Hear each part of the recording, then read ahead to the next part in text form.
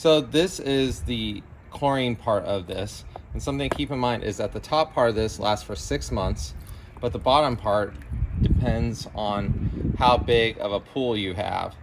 So these can run between a couple weeks to like a month or something like that, but you want to make sure you have a couple of these available. You don't want to just be caught without having some extra of these around. So make sure you buy like a 4-pack or something, so that way you have extras.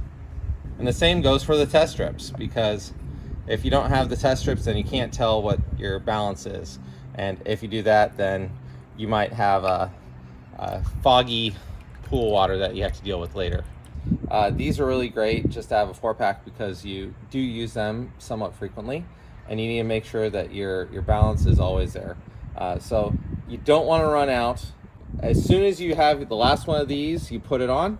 I recommend you buy a new 4-pack, just so that way you have tons of these on hand, so you never run out.